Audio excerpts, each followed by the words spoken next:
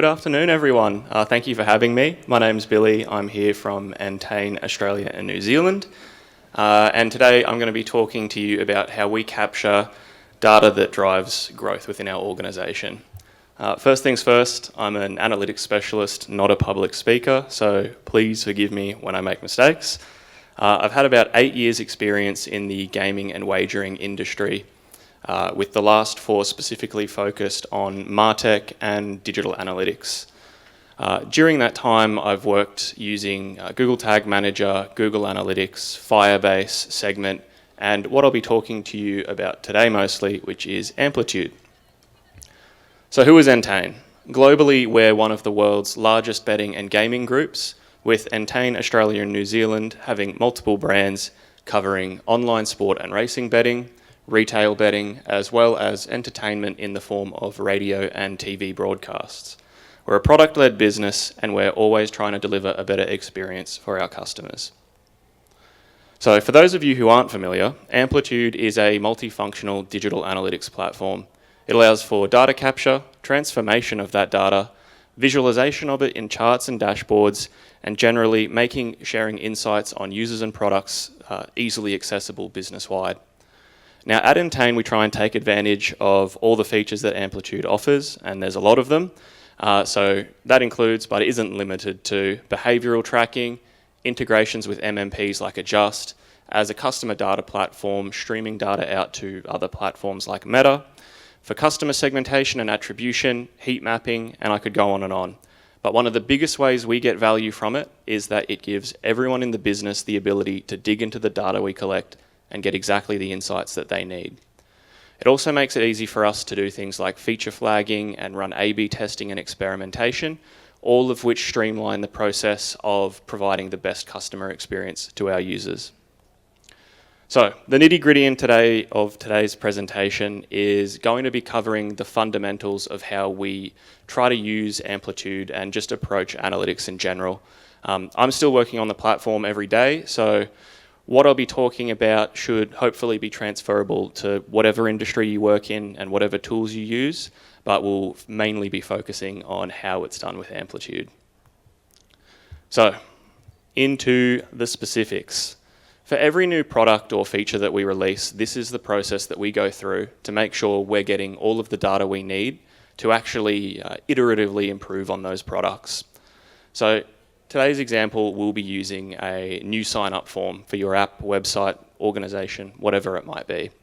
And if I were to be tasked with coming up with analytics for a new sign-up form, the first thing that we establish with stakeholders is what the central question is. Now, this is your guiding star and what you can always refer back to if you're unsure of what to track. And it's also probably the metric that anyone in your senior leadership team is going to be most interested in knowing the answer to. For a sign-up form, it's going to be pretty obvious how many users who open the sign-up form actually sign up. Then you've got supporting questions. Supporting questions are things that provide deeper insight into how users are actually interacting with your product. So using the sign-up form, they're going to be things along the lines of, where are the main points that people who don't convert actually drop out? What actions do they have in common? Or in the case of Entain, where we have to verify users' identities before they can perform certain actions, how many of them actually verify their identity during the sign-up process, and how many of them defer it and do it later? Finally, you've got additional questions, which are things that are not necessarily tied to success or performance. So say in your sign-up form, you give users the ability to select an emoji as an avatar. A nice-to-have question around that would be, what's the most popular avatar or the most popular emoji selected? Really not going to do anything to help you improve the product, but it's a fun conversation starter and something you can share within the business. Now, once you're all on the same page with what you actually need to answer about your new product, in this case the sign-up form, the next step is translating that into requirements that your developers or whoever is working on implementing these analytics can work with. And for that, you need to be very clear. The clearer you can be, the easier it's going to be for your developers. And by that I mean something that is a simple sounding question like, how many users input text in this field, or how many interact with a certain field. For a developer, they need to understand whether you want to track when a user clicks on that field, when they type text in that field, when they unclick on it or unfocus on that field. So always be clear with what your requirements are and what you're trying to achieve by tracking it. Now, if you've got existing tracking, which would be the case if you were releasing a new improved sign-up form, you probably already had one before. So if you've got any old events that you can reuse, it's very important that you try and do that, particularly with Amplitude, because any new analytics you capture that use the same naming conventions as events that already exist will automatically appear in any dashboards or charts that you've already created. So all of the users in your business that are using familiar charts, familiar reporting, will automatically see the impact of your new sign-up form. If there's new things that you need to track, the most important thing to keep in mind is making sure the way you name things and the way you trigger your events is the same as much as possible. That's going to make it easier for people who are interacting with these new events to understand what you're trying to track and understand what they can use to build charts of their own. During all this, you want to start keeping a log of what events you're going to be tracking and how you can actually show those in charts. By doing that, you're going to be able to pass the work on to someone else if you're not working on the whole project, and you're always going to have a clear understanding of what you'll track, where it will end up, and how you'll actually be able to use it in Amplitude. And then finally, we've got expanding on the events. So you've already defined all the minimum requirements you're going to need, but if you're a digital analytics expert or you're responsible for this, there may be things that you're aware of that the product manager or whoever is responsible for overseeing the entire project might have missed. So just keep in mind that user actions don't take place in a vacuum. There's always more context or more things motivating users to perform certain actions. So if you can capture that when they're making an interaction, always do so, because that will end up driving more value down the line. So you've now got all this data. What are you going to do with it? In Amplitude, there are a huge number of charts and different ways to visualize data. And I could do a whole session just on one, but I'm not allowed to talk that long, and I'm sure you don't want to listen to me for that long. So I'll just go over a couple examples of how we've done it at Entain and how that's worked out for us. So every question that we've talked about so far that you would have agreed with your stakeholders on needing to answer will be at least one chart in Amplitude. Normally it's going to be more than that, and that can just be as simple as showing the exact same data in two different ways. So what we've got on the screen here is two funnel charts. They show the results of our central question from before. How many users open the sign-up form and how many users actually sign up. The top chart shows that as an overall conversion rate. Very easy to understand. You can quickly at a glance see what percentage of users are completing your new form. And underneath we have the same data visualized as a conversion rate over time. And you can see there that around, I think that's June 16th, something went a little amiss. And what had happened there was that the tracking we had in place was for when a user was successfully logged in after they completed the sign-up process. So our internal reporting showed that there was nothing wrong because these users were still creating accounts, they'd successfully done so, and that was what the business was reporting on. But because we were using Amplitude to measure the actual user experience and that they'd been logged in successfully at the end of that, this issue was immediately identified using the conversion rate over time. Once it was done, once it was identified, we were able to get developers to investigate, release a fix, and as you can see, the results went back to normal as soon as the fix was released. But if it wasn't for having Amplitude and making sure that we were measuring the user's experience as the final outcome here, that they were logged in once they completed the sign-up, we would have missed it. And had we only had the overall conversion rate chart shown at the top, we would have had to wait until there was a noticeable impact on the overall conversion. So just being able to visualize the same data in two different ways very easily is a huge benefit of using a product like Amplitude like we do. Now, spoke a lot about collecting data, and that's not all we use Amplitude for at Entain. We also use it for feature flagging to control the release of different products and features. Depending on the size of a piece of work, that may be a single feature flag, it may be multiple feature flags, and that lets us break up complex products into smaller parts that we can test individually. And on the topic of testing, Amplitude's feature flagging also means that individual developers or product managers are able to control the release of products down to an individual user. So if we've got users in the business that we believe can offer the best insights when they're testing it, we can turn the feature on specifically for them, have them use it, and turn it back off once they're done testing. That's also how we apply our alpha and beta cohort testing as well. Once a product's completed development and we want to start getting user insights into it from actual customers, what we can do is use more data than just what Amplitude captures.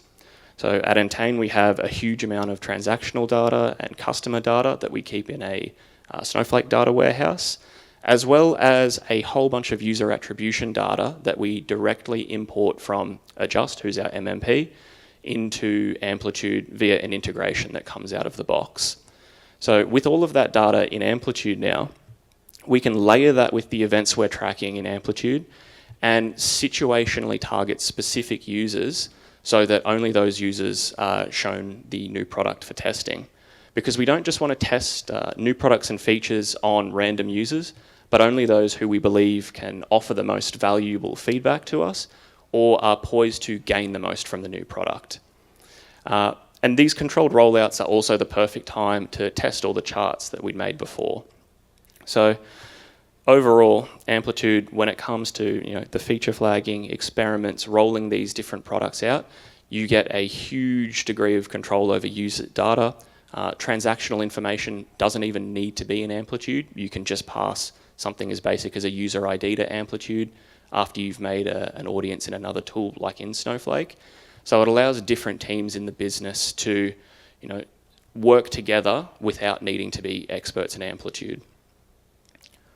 Now, the last thing I'll be talking to you today about is statistics versus stories, as the slide says. And it's because having all this data is great, but if you're not able to get your business to actually use it and take action using it and understand what the data is telling them, you're going to lose momentum very quickly. So there's a few things that I'll try and cover that I've come across that I believe it's important to manage when you are, communicating this type of information to different users around the business. That being assumed knowledge, how it happens, and the best ways you can avoid the issues it causes. How Amplitude can help you contextualize impact, put the scale of issues or new products into perspective, and communicating clearly. So effectively sharing the insights that you're generating using the tool and sharing them with the business in a way that's going to make the biggest impact. So assume knowledge. At this stage, it's likely you've been involved in every step of the process of collecting data, defining what questions are going to be needing to be answered, what events are going to be tracked, testing those events, building charts, building dashboards, and in the process of doing that, you gain a huge amount of knowledge and understanding that someone who hasn't done all of that won't have when they look at your charts or dashboards. So it's very important to also pass along all the information required to correctly interpret any charts, any dashboards, anything you're sending out to the business. And these here are 3 tips that I think are fundamental to being able to do that easily. The first is avoiding technical jargon. Me personally, I hate seeing a lot of acronyms, complex words where it's not necessary. Keep it simple because someone who's not familiar with all this jargon is not going to be able to read what you're telling them and actually be able to effectively use the data that you're showing them. Also keep it as short as possible. No one's going to want to read an essay just to understand a chart. So effectively communicate this information in the shortest way possible while still including what you need to include. And finally, what I consider the most important part, wherever possible, include a worked example or a user journey that describes exactly what steps a user would have gone through in order to appear in the chart someone's looking at. That way, when someone's looking at this chart, they're not just going to be thinking, numbers on a screen, line going up, line going down. they're going to be able to understand what a user would have done and what they would have been experiencing, and actually be able to see, whether or not that's a good thing, whether or not that's a bad thing, and the scale at which it's affecting customers. Next is contextualizing impact. So what we were talking about before with the sign-up form, you're going to have someone asking you all these questions about a single product. And as a product manager, generally you're working on one or maybe a couple projects, but your main focus is on understanding those rather than trying to see how they fit in the bigger picture. So Amplitude makes it very easy to quickly assess the scale of user behavior. And here we've got an example of that being shown with something that happened at Entain not too long ago. For compliance reasons, we were required to add a mandatory prompt that asked users to confirm their details when they logged in. However, when we were communicating this new requirement to customers, some of them didn't understand why this requirement existed, and there was confusion caused. And then some of these customers reached out to our support team. They weren't happy about it. Some of them even said that they would be closing their accounts or didn't remember that they even had one in the first place. Which, of course, users closing their accounts, no business wants to see that. And because users don't have to call us up to close their account, they can just do it in the app. The business started worrying about the scale of the impact that this was going to have.